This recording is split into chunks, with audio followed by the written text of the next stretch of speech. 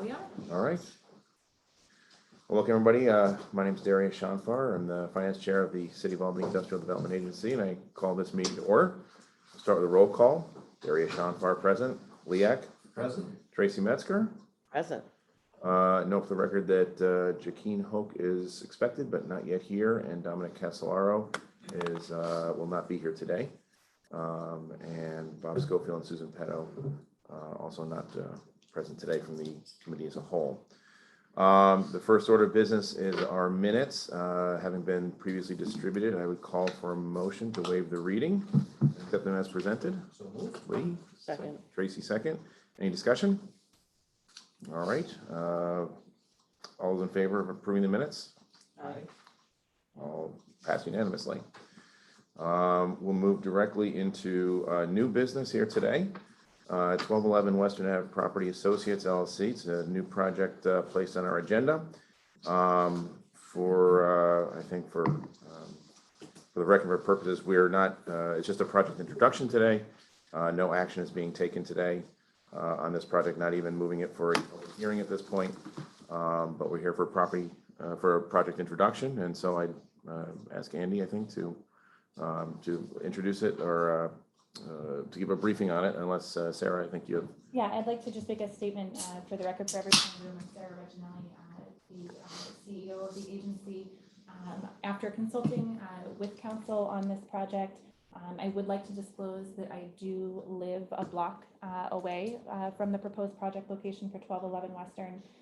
While there is no direct conflict on this matter, again, in consulting with council, once the applicant had shown interest in assistance through the Industrial Development Agency, I've chosen to recuse myself from all review of the project and project matters out of an abundance of caution.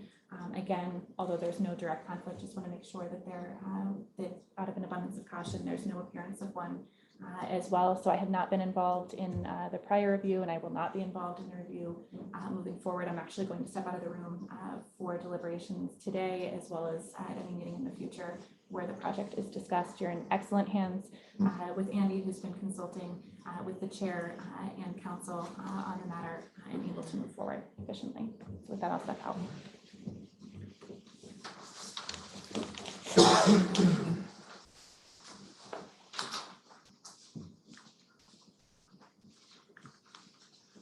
Okay, thank you. The floor is yours. I'm going to give a very, very brief introduction of the project, and I'm going to turn the floor over to the project applicant who has representation in the room. The proposed project is the construction of a 6-story, approximate 150,000 square foot mixed-use, multi-fam commercial retail complex containing approximately 136 residential apartment units and approximately 1,800 square feet of commercial retail space on the ground floor. The project will also contain an internal parking garage for approximately 150 vehicles and an existing 30,000 square foot vacant commercial office structure on site is planned to be demolished. With that, I will turn the floor over. There are some renderings that were provided to us that I can either click through for you or give you the clicker and. Should I stand or? Please. Just wanted to address everybody. My name is Joe Manzo. I'm with DMG Investments. I'm the Vice President of Construction. First and foremost, I'd like to thank everyone for coming out here today. We appreciate it. We appreciate the opportunity to have face-to-face with you and meet and greet a little bit. So it's just helpful for any project really going forward. I wrote down a couple of things, just a couple of quick notes about the project and IDA specifically, I guess. I know there's a New York State regional labor commitment that we are committing to. At least 90% of construction jobs will be filled by local residents. City of Albany labor, we're committing to 15% construction jobs to be filled by Capital District residents. As you know, we have to provide third-party monitoring of that at the end of the project, so it's not just us saying it, we really can do it. In terms of minority business, MBE and WBE, we're committing to a 20% goal. We actually have a list of contractors right now. Trinity Construction is actually our contractor for the job. They've been recently awarded and selected. We've gone through with them and we've talked about a couple of trades of which we're looking to solicit from MBE and WBE. So canopy work would be WBE, roofing work, MBE, doors and frames, MBE, storefront, WBE, sheetrock, MBE, appliances, WBE, blinds, WBE, and fire suppression, WBE. I can easily send an email list so you have all of that, so you don't have to keep up as you're writing. I just want to mention something about Trinity as part of their normal course of business. They solicit bids from locally based contractors whose offices are physically located in the Capital District of Albany, Schenectady, Saratoga, and Rensselaer. In addition, they have regular trade subcontractors have offices located within the city limits, so this is what they do day to day. Talk a little bit about DMG Investments. We're a fully integrated real estate investment firm headquartered in New York City since 2013.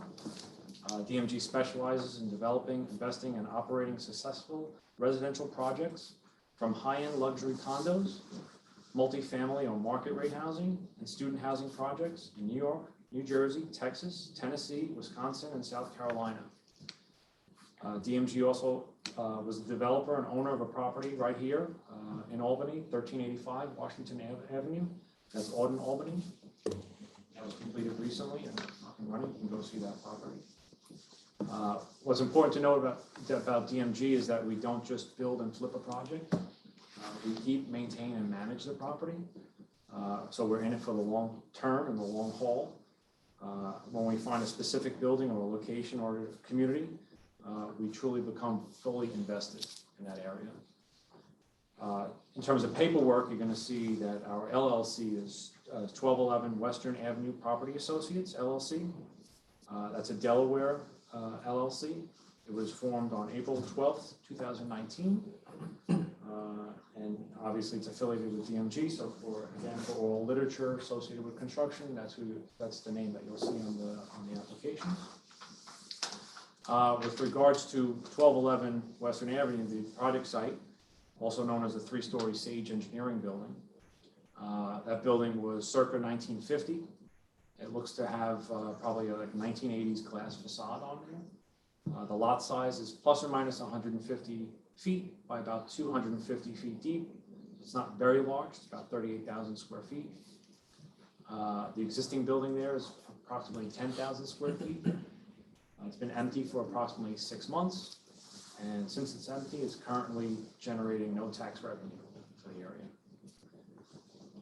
Based on our research, our project will help supplement some of the older multi-story, 2- and 3-story buildings that are located along Western Avenue on Clarendon Road and Tudor Road, so those are just a block away from our site. And our project specifically, state-of-the-art, mixed-use, multifamily development. Construction will consist of about 150,000 square feet, 6-story dwelling, containing 136 apartments, as well as an integral garage for 150 vehicles. We'll have 24/7 on-site professional management, in a sense similar to what a hotel is like. We envision our apartment residents to include young professionals, as well as some older residents, families, professors, and graduate students.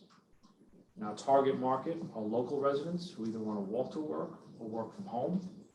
And that's something we're seeing more and more. You hear the term, working remotely. It seems to come up a lot, and so we're kind of envisioning that in the building. So in addition to well-designed and appointed units, our project has an impressive list of amenities, including a fitness center, a lounge, a roof deck, courtyard, a media room, computer lounge, parking garage, and bicycle racks, as well as a small retail space, which again we're envisioning will help enhance the neighborhood. We're thinking a small grocery or convenience store, or even several people have mentioned maybe like a coffee shop or something like that. So it'll be truly mixed-use, multifamily development that will give back to the city of Albany, a place really where the residents really proudly call home. In terms of an apartment breakdown, I can give you one real fast. We have approximately 40 one-bedroom units. They range anywhere from about a little over 500 square feet to a little less than 500 square feet. We have 73 two-bedroom units.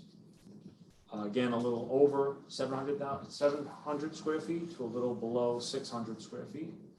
And then we have three bedrooms. We have 23 of those, and those are about 1,000 square feet. And just to wrap things up a little bit, at least for this, we put a lot of pride in the design and execution of our projects so that we can be certain that our product is well received, not only just by the residents, but by our community alike. This said, you'll see a lot of people from DMG, certainly myself, during and after construction, on site and in the area, to make sure that our ultimate goals are met and continue to be met. We want to bring the project online as soon as possible with the best possible quality and effect on the community. We'd be happy to answer any questions at this time. This is a rendering of our property.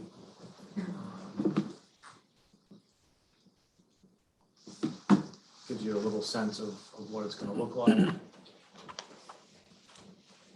A couple things just for the record. I want to note Jakeen Hoke is now joined us. And also, for the record, as a tax collector for the city of Albany, the property is actually paying taxes at this point, or at least it better be. And if not, I'm going to come visit you. I thought the same thing. The revenue for the property probably is not where you want it, where you would want it to be at this point, but it is still taxable. Is there anything further, Andy, that you want to add to? Any questions from the committee? Does anybody have any questions on the project at this juncture? Okay. I don't, I mean, I think it's pretty straightforward in terms of what they're planning to develop here. Mhm. You have their planning board approvals, you just have a couple of contingencies there? I believe we have a permit that's already going. We're just waiting to make the award to the contractor to be able to pull that permit. And just for the record, noting that this project is a large investment value project, staff anticipates coming back in the near term to either the committee or board for authorization to receive quotes for third-party analysis. Third-party analysis, okay. Great. So permits is there any litigation, has this project have you been sued on this project at this point? Okay, all right.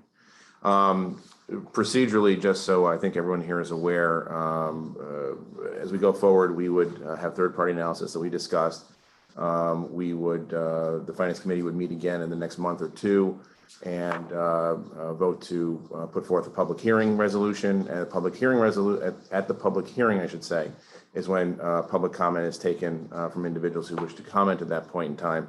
That being said, we are always welcome, and I think Mr. Ragosu has already sent some emails to the IDA, which we've taken a look at, and we'll forward them along for comment. Anybody has any questions on those? But we welcome all sorts of public comment that way, via email, via letter, and reaching out to the individual board members of the IDA, who's always available as a method as well. So at this point, I think, again, this is just a project introduction, so we can move on to our next item of business. For those who are here who are interested in this particular project, if you wish to leave, I'll give everybody a moment to leave if they would like. If not, we can just move forward with our next item on the agenda and grab Sarah. Okay.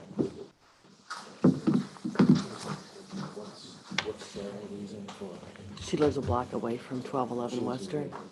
Yeah. Okay. But she, Oh, okay. But she just, even the appearance, she was close by. Okay. She could participate. Okay. I have a quick question. Obviously, there's no public comment. And you have to wait for the public hearing, correct? We generally do it that way. If you want to say something here, if you'd like to, I can have you say something. We generally don't do it, but. Well, that's what I mean. I definitely would like to say something, Right now? if you don't mind. Okay. When you're all ready to continue. All right, Okay? then, okay.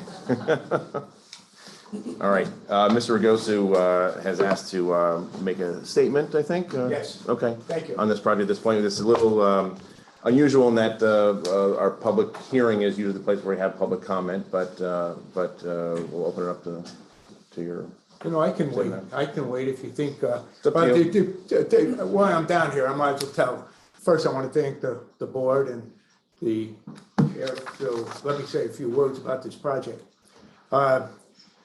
I represent Eagle Hill Neighborhood Association, and this project, what we are asking is that no decision be made on this project until all the contingencies with the Albany Fire Department are met. The first contingency is to bury the lines, and coming from the chief, and I sent a letter to the board that no work is to be done until the wires are buried, this is the power lines? the power lines over the overhead. They were a little laxed in getting to National Grid, so National Grid right now, as I talk to you people, is doing a feasibility study whether first and foremost, the line can be buried, and secondly, will it be financially doable for the developer to pay for that amount of money, what it would cost. Keep in mind that there are 7 utilities on that pole, and they only reached out to one utility company, which is National Grid. The other thing is that the distance between Bacardi and the 1211 Western Avenue is so narrow that the Albany Fire Department, again, I sent you that email, requests that they go to Bacardi and ask for permission to utilize to come around with a fire truck. We all know if something's on fire, you cannot stop a fire truck. What Bacardi had said at one point, that if their building is fully occupied with employees, it'd be very difficult to get a fire engine behind the building. So with that being said, Bacardi even also stated at one point during our meetings that they would put a fence around their entire building, which would make it even more difficult to go around the building to fight the fire. Thirdly, there's a transformer on the pole, and National Grid needs a certain amount of space for a pad to put the transformer on. Well, it does not exist because they used DMG used the entire footprint to put this building on, that they need, I think, a 20 by 20 pad, and there's no room to put the pad, which means that they would have to go to the next nearest power pole to put their transformer on. So nothing's coming out of National Grid yet, and that's the most important one. And keep in mind that there are 6 other utilities on that pole. Thank you very much for letting me talk. Thank you. I appreciate it. Thank you. Thanks for keeping it brief. I think we'll have ample opportunity to have discussion on those issues going Yes. forward. Thank you at this time, and I will be back. Sure. I appreciate it. All right, thank you. All right.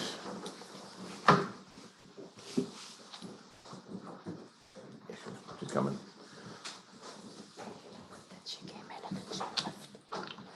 All right. So on our next order of business, another project introduction. This is 705 Broadway, Resident 1 in Quackenbush Square.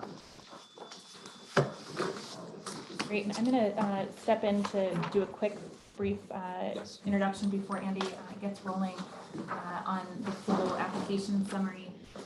We did receive new information as of early this week from the assessor's office related to the estimated improved value of the property that had some discrepancies from the previous letter that we had received in the project back at the point where we were considering the adjacent hotel.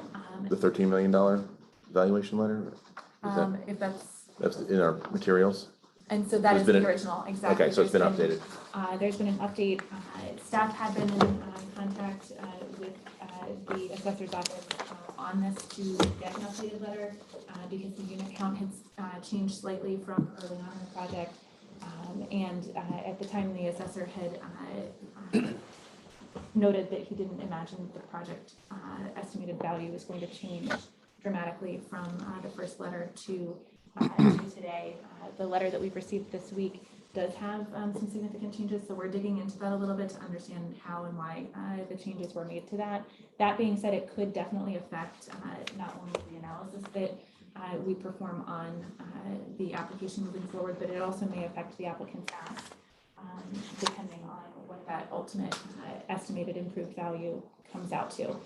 And so we are happy to introduce this today. It is a full and complete application, and many of the details within the application won't change, but do know that that things may change going forward based on whatever we have as sort of the final determination from the assessor's office. So with that, I'm going to hand it over to Andy to introduce the project. Sure, thank you. And similarly to the previous project we introduced, I will give a very brief description of the project and turn the floor over to the project applicant. The proposed project is the construction of a 6-story, approximate 180,000 square foot, mixed-use, multifamily, commercial retail building containing approximately 134 apartments and approximately 14,000 square feet of ground floor commercial retail space. The 1.3 acre former brownfield site will also provide approximately 60 surface parking spaces, some of which will be covered. And with that, I will turn it over to the applicant. Hi, thanks everybody. I'm Melissa Zell. I'm president of Pioneer Companies in Syracuse. I'm here with Mark Rooney. He's the CFO. So as many of you know, this is on the site bound by Broadway, Spencer, and Montgomery on the historic Quackenbush block. The hotel, Hyatt Place Hotel, is currently under construction. You see 4 stories of that. As Andrew mentioned, this is a brownfield site, so we completed a brownfield remediation to the tune of $6 million. The site has now, it was called Big Hole in the Ground for almost a good year. We have successfully filled in the hole in the ground, and now what you see is all back at grade with structural fill. So this building, what you're seeing here, this is a rendering looking at the corner of Broadway going this way and then Spencer going down the hill. So the hotel sits behind this on Montgomery. It's 134 units, the 14,000 square feet of retail on the ground floor, all Broadway facing. The mix of units is quite a bit different than the project you just heard from. I think probably the demographic that we're hoping to hit is a little bit different. So in this building, we have 22 2-bedroom units, which is a much smaller number, 101 bedrooms, and then 12 studio units.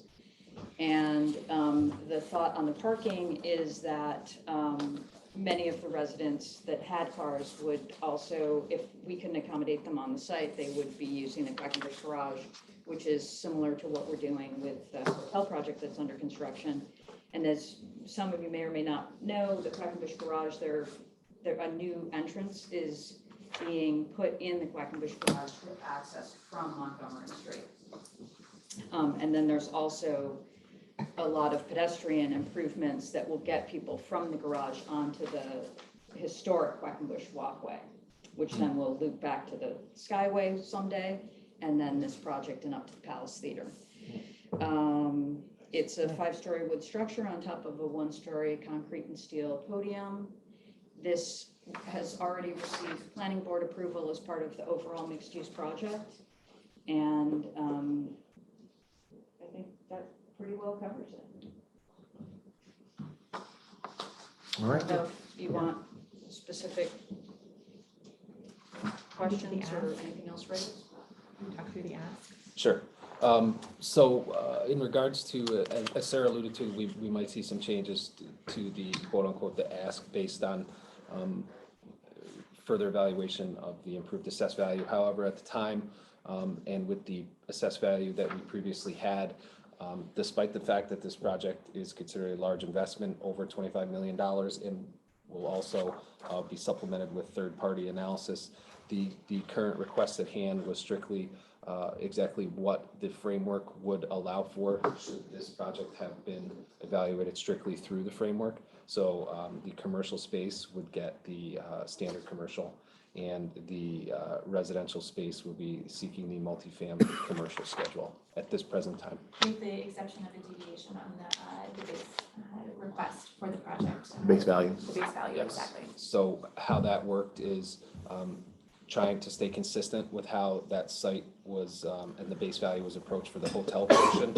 The current assessed value, the site is approximately $585,000. Based on the hotel and residential percentages of acreage that they're consuming on site, 77% approximately would be consisting of the residential use. So 77% of the 585,000, which is just over 450,000. So that's where we currently sit with the deviation in base assessed value instead of the higher purchase price. And Mark, please jump in here. Was it about 4.5 million? 4.5 is what it's on, okay. So as always, we'll move forward with staff analysis on this to dive more into the numbers, and you'd see moving forward at the next finance committee a staff memo as well as some staff analysis to work through. We also will be getting clarification from the assessor's office to determine whether or not we'll have changes across the board to the application. All right. Well, Thank one less you. vacant property perhaps. Thank you. Yes. All right, any questions from anybody? Not at this point from me. All right. Thank you for coming in. All right, on to other business. Agency update. Great. Do you have enhancements? We are, as described at the previous board and committee meeting, the assessor's office again has been making a number of changes in methodology there, and one of those following the rezone of the city has been a change in the projected valuation of student housing in the city of Albany. And so it's a refresher. What we had talked about last month was that change is resulting in significantly higher estimated improved values for student housing projects than had been estimated when we were building the project evaluation and assistance framework. As you'll recall, again, sorry for rehashing this, but for those of you who have been here last month, when we were creating the framework, the reason behind the student housing definition were because the model was so drastically different from standard housing projects. Both actually the revenue model was much higher because the rents were much higher than standard multifamily products. But previously, under the estimated value for the property, the values were much lower given the zoning of that type of property at the time. And so you had a model where revenues were escalated, expenses were significantly decreased, and that affected returns to an extremely positive measure. And so we had pulled, for the framework, we had pulled student housing projects out and classified them as a commercial project as opposed to a multifamily project. With the revision in the type of assessed value, now based on the new zoning, the expenses are now catching up with the revenue because those projects are being assessed at higher levels than they had been previously. So we wanted to go back, and with the blessing of the committee and the board, wanted to go back and start diving into the numbers to determine if that commercial pilot would still work, looking back through previous student housing projects that have come through, modeling potential projects, as well as looking down the line as could be on the horizon. And so Andy started that analysis. I don't know if you want to launch into what you found, or you want me to. Sure, I can. You know, very generally, we started this with a few of the projects we've seen. What we did was try to proportionally look at what had they been assessed under the current processes, what that improved assessed value would be, and then also what it would potentially do to the assistance via what the framework enables us to do now for student housing. And that current schedule, for the most part, makes the projects not financially feasible, with returns significantly lower. And what we're in the process of doing now is also using that same higher, if you will, improved assessed value, and seeing how, if they were to be approved under a scenario for the multifam commercial schedule, how that would make the financial feasibility of the project potentially doable. So essentially what we're seeing is that that commercial schedule really probably will not work for student housing projects moving forward. And so it makes sense probably to revise our project evaluation assistance framework. We don't have a recommendation yet on exactly what to revise that to, whether it's dropping that definition entirely and just allowing those projects to come through multifamily, or if it'll be something in between. But the suggestion for today is to hold a governance committee meeting to review that following staff's analysis, and then be prepared to make that change at the board level if appropriate. That's fine. And by student housing, we're not talking about development that's only for students. It's development that is largely geared towards that market, but not necessarily at the exclusion of other tenants, correct? The definition, right now you can't necessarily exclude other tenants through housing law, but it is off-campus housing, privately held housing that is primarily marketed and also built structurally to accommodate student lifestyles. And so the way that bears out is it's typically readily apparent from their pro forma, the rents that they're projecting, the Structure of size the of the rooms. units, the number of rooms, Amenities. the amenities provided on site. And so again, for City of Albany Industrial Development Agency purposes, the agency was not opining on planning issues related to the form and function of the building and whether that meets the city's planning and zoning codes.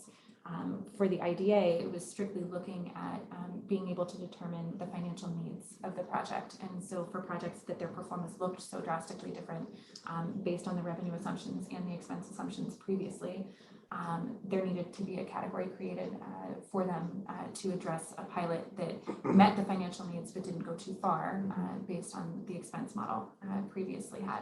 Now that that expense model has changed, we want to revisit it. So again, the definition in the matrix was not for form and function or making statements on the desirability of student housing. It was purely on the financial needs of the project, which is what's in question right now. Okay. We don't need a motion, we'll just schedule a governance committee meeting. Yeah, okay. Anything else for agency update? Not under agency. Compliance update? It's the end of March. We're very compliant. we are rolling through our Paris submission for the end of March. I do want to take a second here at Finance as well. We've done this thoroughly at the audit committee earlier this week. We will be doing it again a little bit more thoroughly at the board meeting next week based on new information. But before I turn it over to Andy, I do want to commend the team on performance for reporting this year. Not only have Mark and Andy done a phenomenal job, we're in much better shape than previous years, even on moving forward. But Virginia, brand new to the team, sort of got dumped into this immediately and has been doing an excellent job with a really easy learning curve on this as well for her. So the three of them together have done a stellar job, and that'll be reflected in how complete we are as of today. We do still have a couple of weeks to get all of this finalized and complete, but Andy can give you a little bit of a snapshot. Sure. So as Sarah alluded to, for this point in March, we are in excellent shape. We have 64 of 67 straight T projects reporting in, so it's about 96%. All the ST 340s, which is the form used to report sales tax exemptions, have been received, and there have been no overages, so there'll be no sales tax recapture this year, which is great. Only 12 of 67 straight lease projects are reporting fewer jobs than estimated. Again, we anticipate going through these in a little more detail next week. 35 of 67 straight lease projects are actually reporting at 100% or more than the initial estimated jobs to be created and retained. And only 7 of the 55 projects that are reporting fewer jobs numbers than projected. Only 7 of those are reporting 80% or less. Of note, there are no recapture agreements in place associated with those projects, but again, we'll be speaking to those projects as well. And just to highlight a couple projects that we'll be speaking more about in the near term, working with the receiver agency council on 960 Broadway and the Nipper Apartments to gain as much information on the status of those projects and where they're at. So we anticipate coming back to the committee and board with more information in the coming weeks. And we also anticipate getting in all missing documents by the end of the month.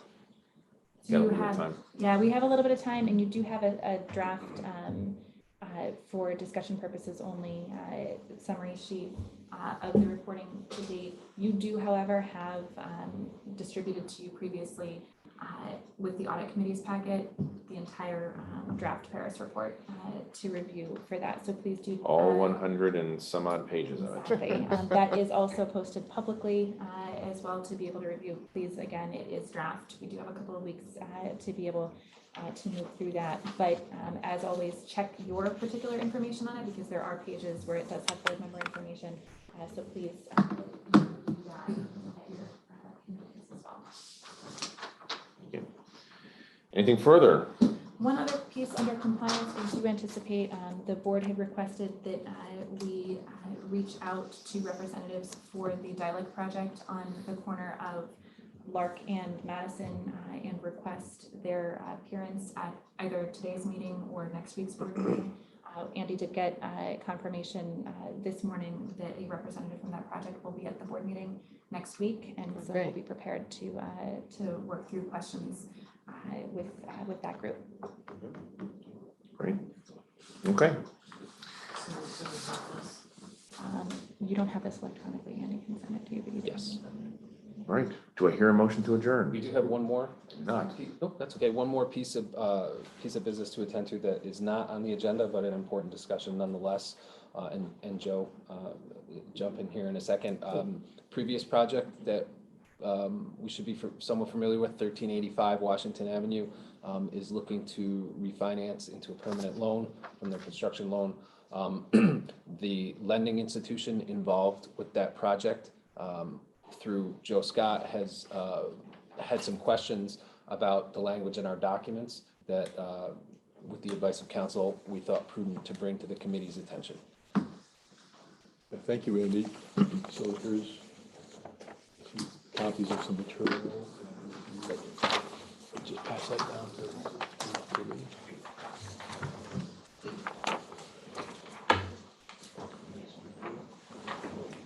Just pass that around. So as Andy introduced the topic is 1385 is going from construction financing to permanent financing.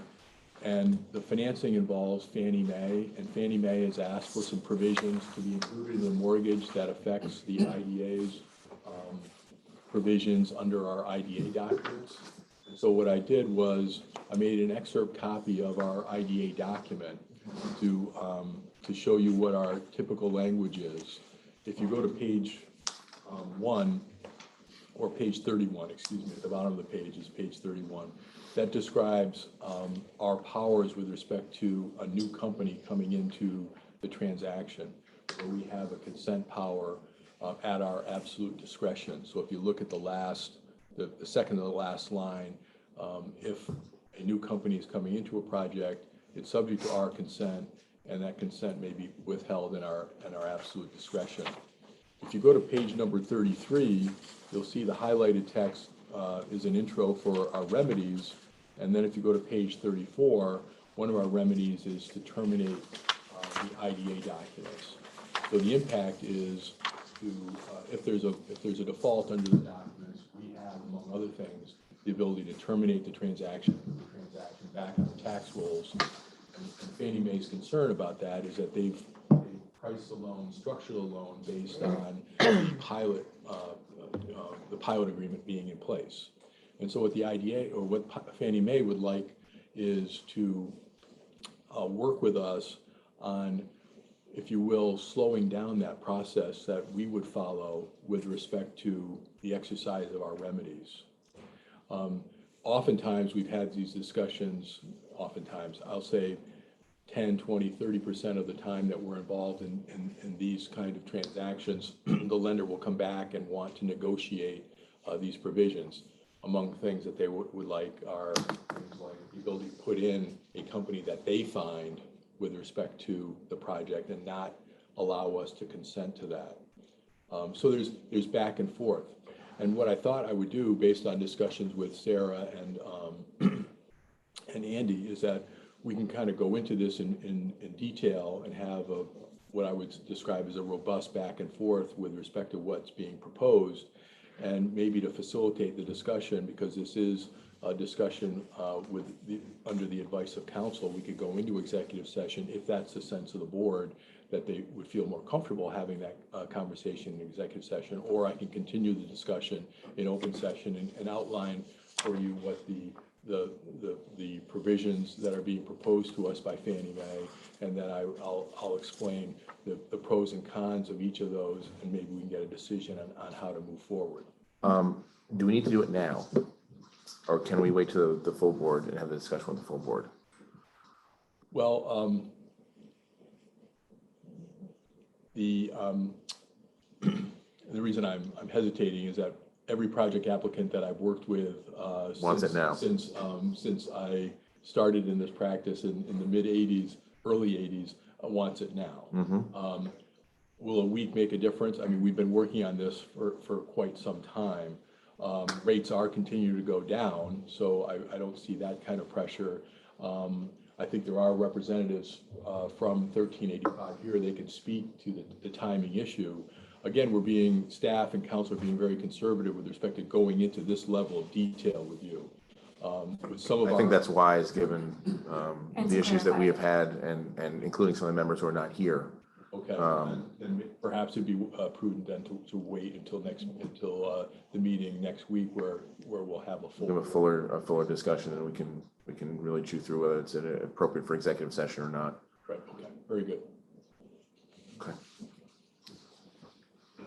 So I flagged the issue for you, and we'll go Yes, into thank more you. detail next week. Thank you. It's an issue that is often brought to my attention and others, I think, in this whole process of the assignments or lack of ability to assign these agreements. Which is why we determined to bring it to Right. the board and committee. It is something that this particular change could have happened at the administrative staff level, knowing the board's appetite for these and past practice on these. It's something that we wanted to make you aware of. Yeah, thank you. All right, now do we hear a motion to adjourn? So moved. All right, secondly, all's in favor? Aye. Stand adjourned. On to